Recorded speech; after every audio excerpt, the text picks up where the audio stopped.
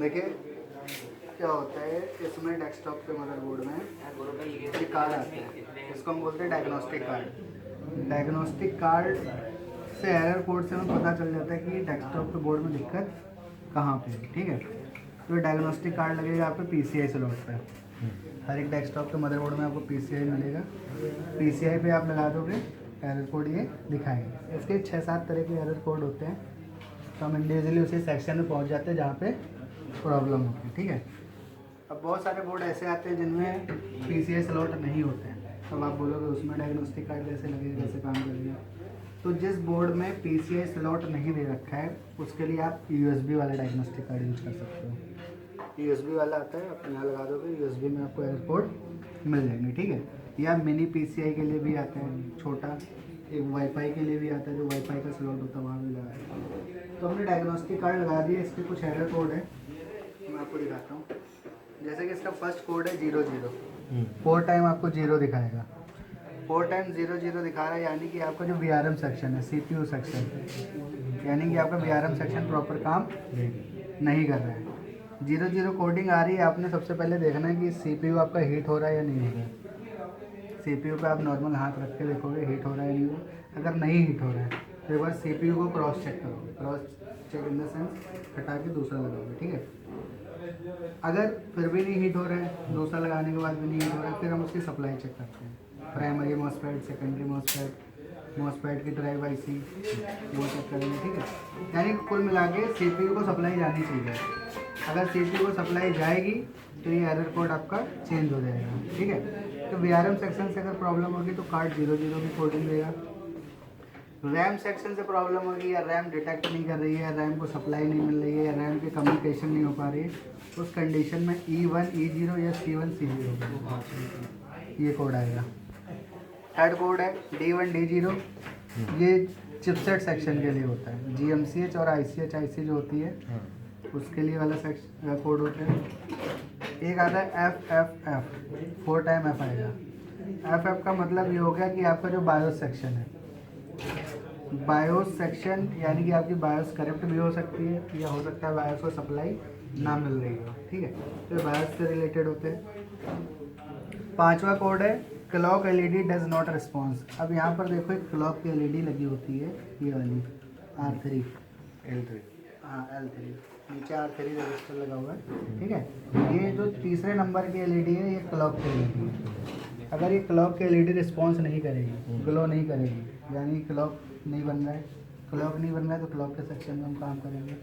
और ये जो फर्स्ट वाली LED होती है ये होती है रीसेट की, RST रीसेट नहीं बन रहा है, यानी कि RTC सेक्शन, तब भी आपकी ये नहीं जलेगी। क्लॉक में एक चीज़ याद रखना, क्लॉक की LED ग्लो भी नहीं करेगी और 00 कोडिंग आएगी। आप देख लेना 00 क्लॉक की LED ग्लो कर रही है या नहीं कर रही है। अगर कर रही है 00 आ रही है तो VRM सेक्शन की प्रॉब्लम है। अगर क्लॉक की LED नहीं जल रही है और 00 आ रहा है तो क्लॉक सेक्शन की प्रॉब्लम है। ठीक है, इसके बाद ये रीसेट है, रीसेट बनना चाहिए। रीसेट नहीं बन रहा है तो रीसेट पर हम काम करेंगे, और जब ये दोनों बन जाएंगे ना तो ऑटोमेटिक ये फ्रेम वाली ऑटोमेटिक जल जाती है, ये फ्रेम के लिए। तो ये टोटल 3 LED होती है, इन्हें भी हमें देखना होता है। पहले जो डायग्नोस्टिक कार्ड आते थे उनमें LED और भी बहुत सारी होती थी, 12 वोल्ट की, 3 वोल्ट की, 5 वोल्ट की, जो सप्लाई जाती है वो सारी LED लाइन से लगी रहती थी। अगर ये सप्लाई में कोई दिक्कत होगी ना तो भी वो बता देते थे, लेकिन ये आजकल यही समझ आता है। ठीक है, तो हम इसको चेक करके देखते हैं। अब आप बोलोगे सर ओके कंडीशन क्या होती है। देखो क्या है, अगर आपके बोर्ड में कोई भी दिक्कत होगी तो आप डायग्नोस्टिक कार्ड लगाओगे, बोर्ड को ऑन करोगे, डायरेक्ट वो कोड आ जाएगा, डायरेक्ट उस कोड पे बोर्ड डायग्नोस्टिक कार्ड रुक जाएगा। लेकिन अगर आपका बोर्ड ओके होएगा तो कोडिंग आपकी 00 से E से या CC से स्टार्ट होगी, और बहुत सारी कोडिंग रीड होगी, कम से कम 10-12 कोडिंग रीड होगी, वो सारे सेक्शन को आइडेंटिफाई करेगा, लास्ट में जाके एक जगह रुक जाएगा, 72 ठीक है, 61-65 या 31-31 42-43 ऐसे, मतलब एक जगह पे जाके रुक जाएगा।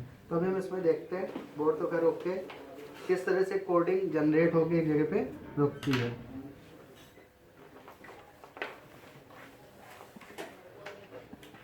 लगा हुआ है, और देखो हम इसको ऑन करेंगे, यहाँ से शॉर्ट किया, कोडिंग जनरेट हो रही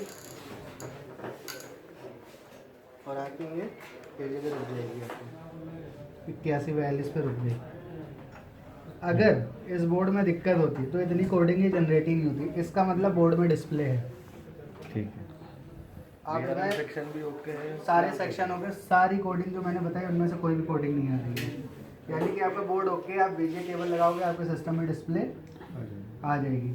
अगर इसकी रैम खराब होती तो C या E से रिलेटेड कोडिंग देता। देखना चाहोगे? अभी हम इसकी रैम को निकाल देते हैं।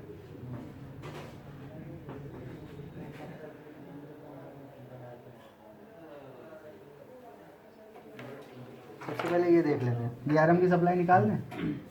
VRM की हमने सप्लाई निकाल दी। अब हम इसको ऑन करेंगे, देखना यानी कि अब CPU को तो सप्लाई जाएगी नहीं।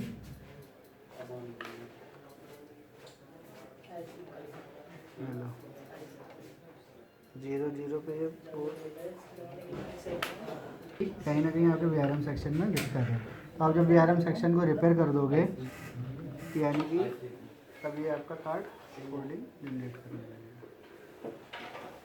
तो VRM की कोडिंग 0 होती है, समझ में आ गई। तो रैम की देख लेते हैं। ये हमने रैम को अलग कर दिया, यानी कि आधी कनेक्ट करी आधी नहीं।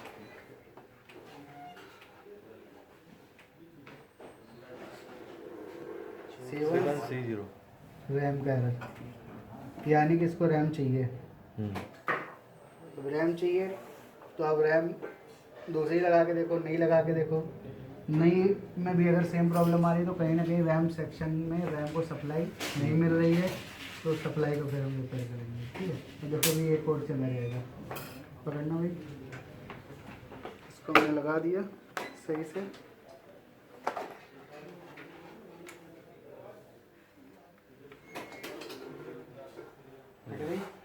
आ गया, यहाँ पे रुक गया आके। सही है। ऐसा नहीं, मतलब क्या करता है ये कार्ड, स्टार्टिंग करता है जैसे सिस्टम बूट होता है 1 बाय 1 सारे सेक्शन को चेक करता है।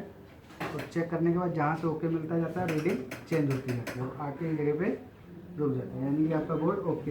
ये कार्ड डेड कंडीशन में काम नहीं करेगा। क्यों नहीं काम करेगा? क्योंकि डेड कंडीशन में बोर्ड में सप्लाई नहीं है। अगर उसको सप्लाई नहीं मिलेगी तो काम नहीं करेगा, तो चलेगा नहीं। ये केवल नो डिस्प्ले में काम करेगा।